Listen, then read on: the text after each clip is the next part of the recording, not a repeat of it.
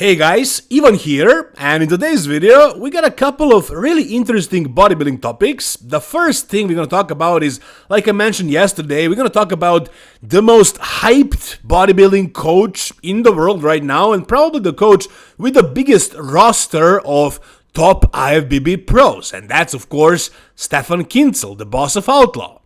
Now, in this video, I'm not gonna just criticize Stefan Kienzl. I think he did a pretty good job with some bodybuilders, but lately there's been a trend of his athletes kinda not really nailing the peak, if that's the best way to put it, because the worst or the best example of this would be the most recent showing of Blessing of Audible. Now, what happened here is this guy actually started the prep pretty early, right? The plan was actually to compete at the New York Pro, maybe even Pittsburgh, but then they decided to actually do a show later because he obviously wasn't ready at the time. But he still ended up competing at the Legion Sports Fest, and he ended up looking like this. Now, in all of his updates coming to this show, he did not look like he was going to be in great shape. But did we predict him looking like this? No. What the hell happened? What went wrong? It's kind of confusing, and I'm going to try to figure out what could have happened here. So if you guys watched the video that Blessing made about this show and his look at this show, he didn't really go into specifics, but what he said is that they tried to work on his hardness and fullness really hard coming to this show, and what that meant, I mean, we are left to speculate, but we have something from Regan Grimes, who talks a little bit about Stefan Kienzl's peak week. Let me show this for you. I start carbing up on Wednesday, right? So I ate like 1,000, let's just average it out, 1,000 carbs Wednesday, 1,000 Thursday, 1,000 Friday, and then Saturday morning, each meal is like 150 carbs probably. I did 4 meals before the stage. But what we did was like my salt from Wednesday started, we reduced, slowly a little bit. I think we came down to, was it like 4 grams or something on the Friday? And then Saturday morning, for some reason, we did like 1 gram with meal 1 and then no salt, meal 2, 3, 4. And then basically I had 2 grams of salt with some Gatorade backstage, like 20 to 30 minutes before the stage. And it just brought me to life, but like for just a short period of time. And that was it.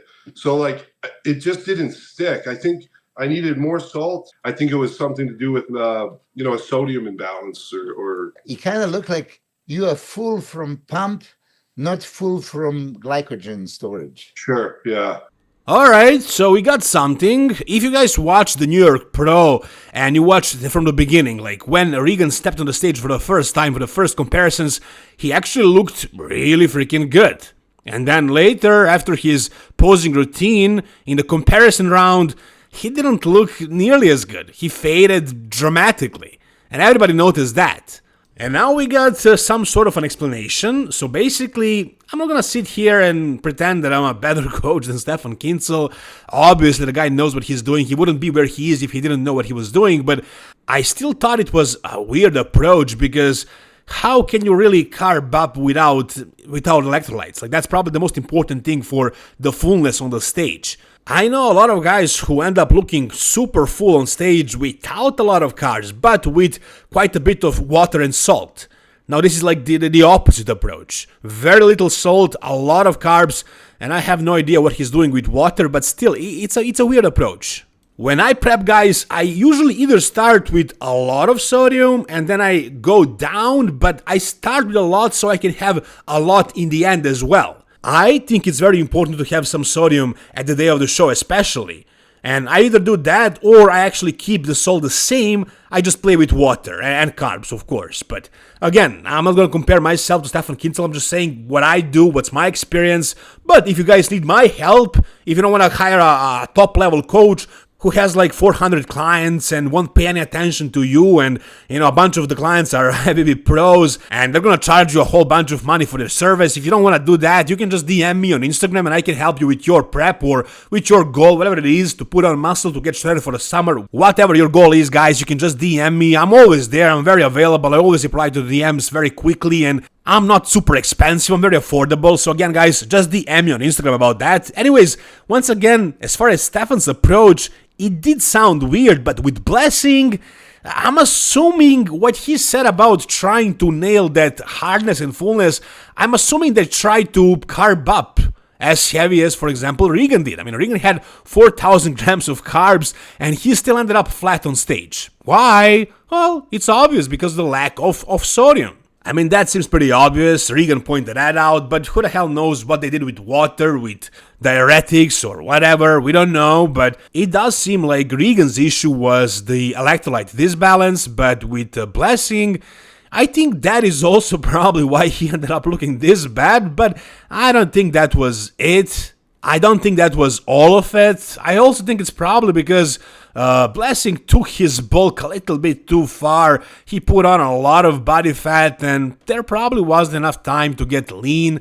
So they probably rushed it. He probably did a ton of cardio and he lost his legs in the process. He didn't get lean enough, and then they also tried this crazy peak week protocol. It didn't work. Usually peak week protocols don't work when you're not in shape, and I think this approach got him to look even worse than he would if he did something else, something normal. Now, at Pittsburgh, I would say Martin Fitzwater probably had a very similar issue.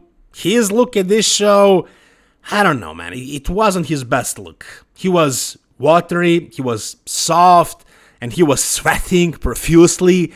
So, I don't know what went wrong with this one. Was it also him not being in great condition and they tried to fix it with some sort of a magical peak week protocol? I don't know, but he also didn't look his best. And the same thing pretty much happened at Prague Pro. He was off at the prejudging and then he fixed it for the finals, but he almost lost to Chris Bumstead, so that was pretty bad. Something similar happened with James Hollingshead at the Arnold Classic. I thought he looked better before when he was prepping alone even, but he probably looked his best when he was working with Patrick Tour back in the day in like 2022, I think.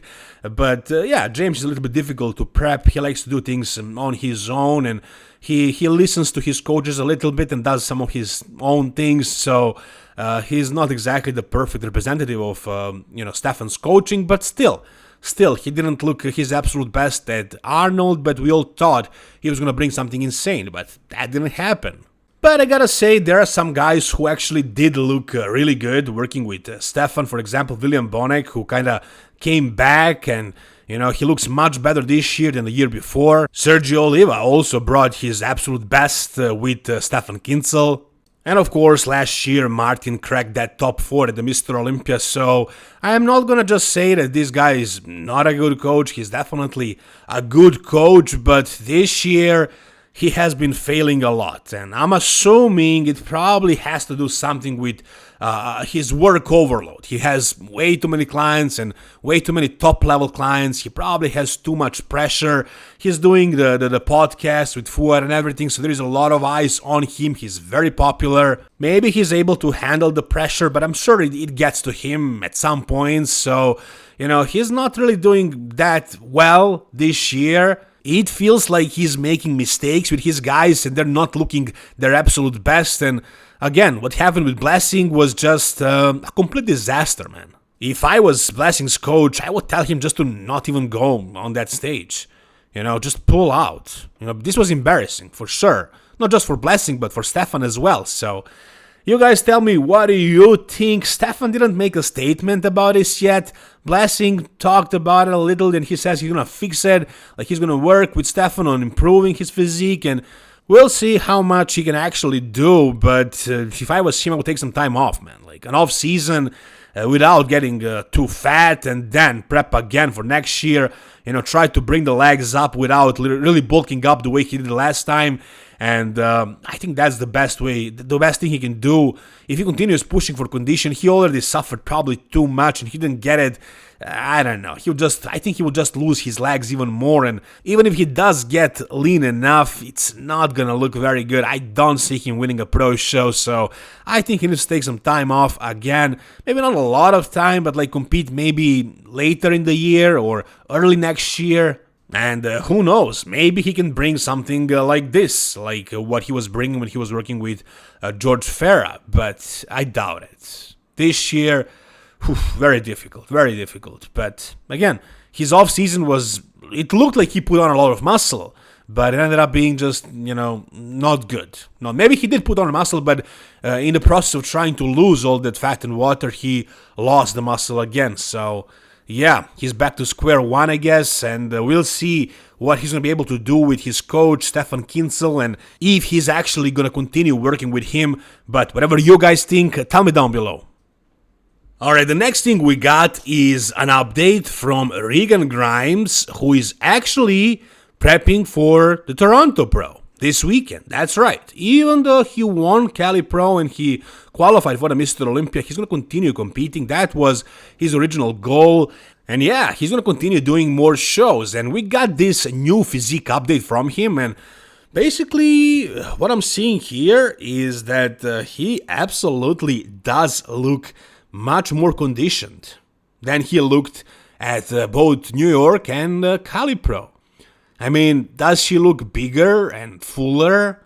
No, he looks very flat, but definitely very dry. I don't think he looked this dry during his peak week for both New York and Cali. I think he got in better shape in the meantime, and I know he wasn't really going super hard, for these shows. I mean, he started kind of going super hard 1 week before the New York, but up to that point, he was taking it pretty easy. So I guess his body now is in turbo mode, and he carbed up, as he says, for 4 days with 1,000 grams of carbs a day. So if his body is holding condition with that many carbs, imagine what his body is doing when he's on low carbs. So he's definitely getting shredded fast. And I'm wondering what his weight is right now, because his weight at the Cali Pro at New York, I think as well, was around 250. Guys, 250. Samson at the same height is 310 pounds. So, yeah, Regan is definitely not big enough yet. I mean, he's still winning shows and he looks great because he has this wide structure and really complete physique. I mean, not complete, but he has a lot of important body parts like the back, like the width in the shoulders, wide chest, and decent looking arms and legs. They could be better. I think that's his weakest point, legs and arms, but they're still pretty good. He has a small waist, small joints, so he creates an illusion of looking bigger than he is. So he looks good. I know Sas Hirati is doing Toronto Pro, and if that guy nails the conditioning, I can see him beating Regan, but I don't know, man. I don't know if Sas is going to be able to do that. I mean, the guy's competing for way too long now, and Regan seems to be improving his conditioning at least. But like I said, he was only 250, and 2 years ago, actually 1.5 year ago, he was competing at 270 at those European shows, and then he was 260 something at a Mr. Olympia. Now he's even lighter.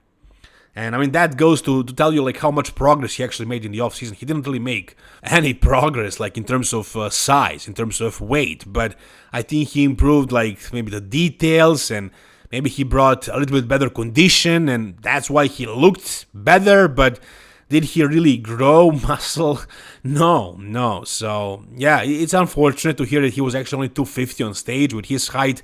That's not very heavy. Nick Walker is a lot heavier than that. He's in his 260s, but he's much shorter.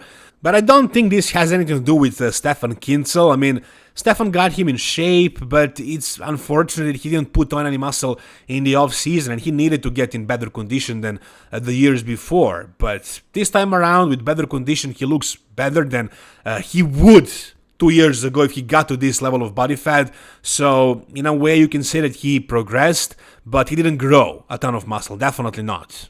We'll see what he's gonna do at the Toronto Pro. I think he's going to win. I do have him winning that show, even against Sas Hirati, but it's gonna be a very interesting show for sure. Alright, now we also got something very interesting about Toronto Pro. This guy right here, Erick, Janicky, is gonna be doing that show as a pro. That's right, he actually managed to turn pro, and he's going to Toronto. He confirmed that as well. So we have another very popular influencer turning pro. Now, if you guys are wondering, did he actually deserve this win, or they actually gave him this victory just because he's popular? Let's take a look. Honestly, I don't think he was gifted his victory. I think he earned it. I think he looked the best, and I think he won this show on size. I think he just outsized everybody, and also the other guys weren't in much better condition than him. So he won this show. He deserved this victory. He did look pretty freaking impressive, like especially from the back. His back is absolutely crazy, and the legs are big. The guy is just massive overall. What he needs to work on is definitely posing, but who can't improve posing? Only like the best, the very best in the world. He needs to improve the posing a lot, that's for sure. And the other thing is conditioning. Conditioning needs to get much, much better. So if I was him and I'm competing in Toronto Pro next week, I would do what Patrick Moore did between Kali and Legion.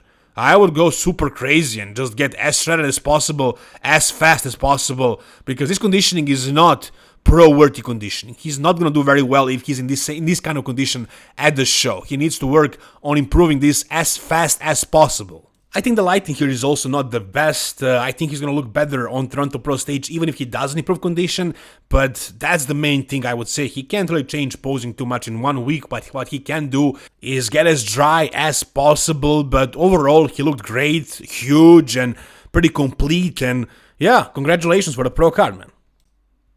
Alright, and finally we got a proper, not really a proper, but a pretty solid physique update from Hadi Choopan at 19 weeks out of the Mr. Olympia. And this is what Hadi does every year. He starts his prep at around 20 weeks out, and then he writes the percents like 20%, 30%, 50%, 100% once he actually nails the peak and the condition. And at this point, I gotta say, at 19 weeks out, his conditioning actually looks very good. I think it looks better than it did last year at this point in prep. So, you guys know that last year he competed multiple times. I mean, he did the Arnold Classic and the Arnold Classic UK as well. And I think that's what got him to not look his absolute best at the Mr. Olympia. I think his body didn't want to peak that many times. But this time around, he's fresh. He didn't compete the entire year. He's starting his prep, and honestly, he looks to be in a very good point right here. Like, his chest is striated, it's really full, the size is there, the fullness is there. But the main thing I'm worried about if we talk about Hadi Choopan is his legs. His legs. We can't see his legs here, but we can see much. Anyways, we can see his arms, shoulders, chest, and traps, and that's about it.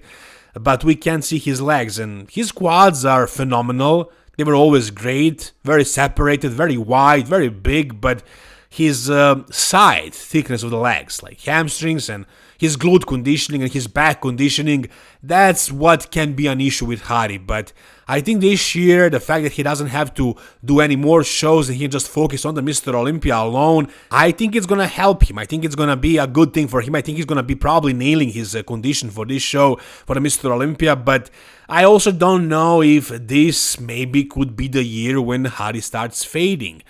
Can I base that on anything? Well, maybe based on the last year because his legs were smaller, but let's say his legs were smaller because he did too much cardio because he was late with condition. And this year, if he doesn't have to, rush the condition, he can take it easy. Maybe his leg fullness is going to actually look better and his conditioning from the back is also going to be better.